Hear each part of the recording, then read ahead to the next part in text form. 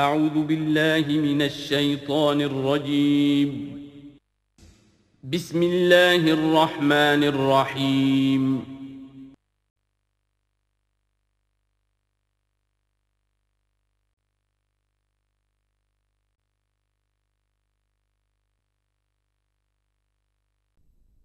کہ اللہ کے نبی صلی اللہ علیہ وسلم نے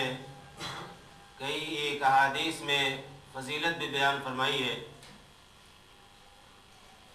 حافظ ابن کثیر نے اپنی تفسیر القرآن العظیم میں والفجر ولیال عشر والشفع والوتر کی تفسیر کرتے ہوئے اس آیت میں فجر سے مراد قربانی کی صبح اور 10 راتوں سے مراد ذی الحجہ کے 10 ایام۔ اللہ کے نبی صلی اللہ علیہ وسلم نے ایک حدیث میں بیان فرمایا کہ ما من ایام العمل الصالح فیہن احب الی اللہ من هذه الایام العشر، کہ ان 10 دنوں سے زیادہ اللہ تعالیٰ کو کوئی اور دن اس لحاظ سے محبوب نہیں ہے کہ ان میں اس کی عبادت اسے زیادہ پسند ہو۔ اللہ تعالیٰ کو ذی الحجہ کے ان 10 دنوں کی عبادت سے بڑھ کر کسی دوسرے دن کی عبادت محبوب نہیں ہے۔ اس سے ہم اندازہ کر سکتے ہیں کہ ان 10 دنوں میں ہمیں زیادہ سے زیادہ اعمال صالحہ، اچھے اعمال کرنے کی کوشش کرنی چاہیے۔ اس طرح کی احادیث کا مطلب یہ نہیں ہوتا ہے کہ عمل صالح کے لیے یہ کوئی خاص دن ہے، بلکہ ایک بندے مومن تو ہمیشہ عمل صالح کرتا ہی ہے اور کرتے رہنا چاہیے اس کو، لیکن یہ اللہ تعالیٰ کی نوازش اور اس کا کرم ہے کہ اس نے بعض ایام کو اپنی بعض عبادات کے لیے مختص کیا ہے، خاص کیا ہے، اور اس کی یہ فضیلت اپنے نبی کے ذریعے سے بیان فرمائی ہے کہ ہمارے ان دنوں میں ہماری زیادہ سے زیادہ عبادت کی جائے اور زیادہ سے زیادہ مجھے راضی اور خوش کرنے کے لیے اچھے اعمال کیے جائیں۔ اب یہی اچھے عمل کا مطلب کسی خاص عمل سے نہیں ہے کہ کوئی یہ کہے کہ چونکہ یہ بہت فضیلت کے ایام ہیں لہذا صلاۃ التسبیح پڑھوا دو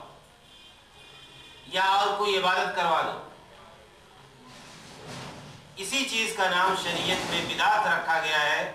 کہ اگر اللہ کے نبی صلی اللہ علیہ وسلم نے کسی ایک عبادت کو کسی خاص دن کے لیے خاص نہیں کیا ہے تو ہم اسے خاص نہیں کر سکتے۔ یہاں ضمنی طور پر ایک غلط فہمی کا میں اظہار کر دوں کہ صلاۃ التسبیح کے سلسلے میں محدثین نے بہت طویل گفتگو کی ہے۔ بعض محدثین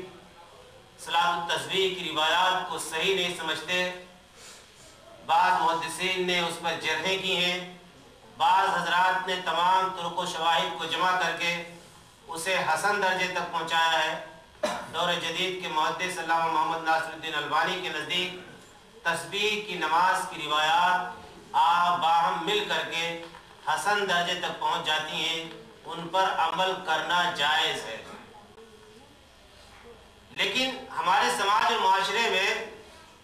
اتنی زیادہ اس کی فضیلت لوگ بیان کرتے ہیں کہ معلومات جماعت کے ساتھ اس کا اہتمام ہوتا ہے، رمضان میں بطور خاص خواتین اکٹھا ہو کر کے گھروں میں صلاۃ التسبیح پڑھنے کا اہتمام کرتی ہیں۔ یہ ایک انفرادی نماز، اللہ تعالیٰ توفیق دے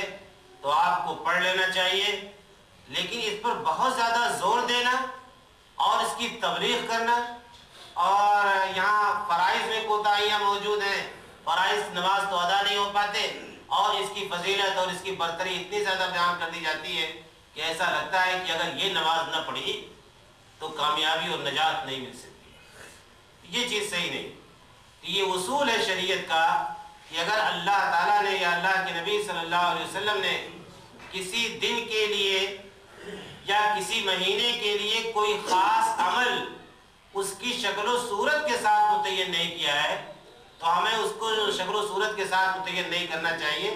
بلکہ اس کو عام رکھنا چاہیے۔ اب اعمال صالحہ کیا کیا ہے؟ ذکر و اذکار ہے، قرآن مجید کی تلاوت ہے، نوافل کا اہتمام ہے، تکبیر اولیٰ کے ساتھ مسجد کے اندر حاضری ہے، جماعت کے ساتھ نماز پڑھنے کی کیا نام ہے کی کوشش ہے، یا صدقہ و خیرات ہے، یا اپنے رشتہ داروں کے ساتھ اور عزیزوں کے ساتھ حسن سلوک ہے، اور خود اپنی ذاتی زندگی میں نیک بنے رہنا ہے، یہ تمام کے تمام کام اعمال صالحہ۔ تو اس میں ہمیں اس بات کی کوشش کرنی چاہیے کہ ہم زیادہ سے زیادہ اچھا عمل کریں۔ کسی ایک عمل کو خاص کر کے کوئی شخص انفرادی طور پر اپنے لیے کوئی چیز خاص کر سکتا ہے، ان 10 دنوں میں زیادہ سے زیادہ صدقہ و خیرات کروں گا، لیکن اس کی تبلیغ نہیں دوسرے کو کرے گا کہ تم بھی کرو ورنہ اس فضیلت سے محروم رہ جاؤ گے۔ ہو سکتا ہے کہ وہ ذکر و اذکار کرے، ہو سکتا ہے وہ زیادہ سے زیادہ قرآن مجید کی تلاوت کرے۔ تو یہ میرے کہنے کا حاصل ہے، اور اس سے آپ بات سمجھ گئے ہوں گے کہ شریعت نے اگر کسی چیز کو عام رکھا ہے تو ہم اسے خاص نہیں کر سکتے۔ تو یہ اللہ کے نبی صلی اللہ علیہ وسلم نے ان 10 دنوں کی یہ فضیلت بیان فرمائی ہے، اور انہی دنوں میں ایک دن آتا ہے عرفہ کا دن، جب حجاج کرام میدان عرفات میں ہوتے ہیں۔ وہاں وہ کھڑے رہ کر بیٹھ کر جس طرح سے بھی ممکن ہوتا ہے ان کے لیے وہ اللہ تعالیٰ کے حضور یعنی روتے ہیں، گڑگڑاتے ہیں، اپنے گناہوں کی معافی طلب کرتے ہیں۔ تو اللہ کے نبی صلی اللہ علیہ وسلم نے اس دن کے بارے میں فرمایا کہ صوم یوم عرفہ یکفر سنتین ماضیۃ و مستقبلۃ، یوم عرفہ کا روزہ 2 سالوں کے گناہوں کا کفارہ بن جاتا ہے، ایک گزرا ہوا سال اور دوسرا آئندہ سال، یعنی 1 سال پیچھے اور 1 سال آگے۔ لیکن یہاں یہ بات پیش نظر رہے کہ جو لوگ حج کر رہے ہوں اور 9 ذی الحجہ کے دن میدان عرفات میں موجود ہوں، ان کے لیے یوم عرفہ کا روزہ رکھنا جائز نہیں، حجاج کرام کے لیے یہ چیز نہیں۔ جو لوگ حج پہ نہیں گئے ہوئے ہیں وہ عرفہ کے دن کا روزہ رکھیں۔ تو یہ اللہ کے نبی صلی اللہ علیہ وسلم نے ان دنوں کی یہ فضیلت بیان فرمائی ہے، اس لیے اگر اللہ تعالیٰ ہمیں توفیق دے، یہ نفلی روزہ ہے، باعث ثواب عمل ہے، ہمیں اسے رکھنا چاہیے۔ البتہ اعتبار کس کا ہوگا؟ ہم ایک دن پیچھے چلتے ہیں۔ عرفہ کا دن ظاہر بات ہے کہ ہمارے حساب سے یہاں جس دن قربانی کا دن ہوگا وہاں دوسرے روز ہو جائے گی قربانی کے، اسی طرح سے وہاں کا جو عرفہ ہوگا ہم لوگ ایک دن پیچھے رہیں گے۔ تو اعتبار اس سلسلے میں کیا کیا جائے گا؟ دونوں طرف علماء کی رائے ہے کہ اعتبار کیا جائے گا اسی عرفہ کا جس روز حجاج کرام میدان عرفات میں ہوتے ہیں، اور بعض دوسرے حضرات کی رائے یہ ہے کہ آپ جہاں رہ رہے ہیں وہاں 9 ذی الحجہ کس تاریخ میں پڑتی ہے اعتبار اس کا کیا جائے گا۔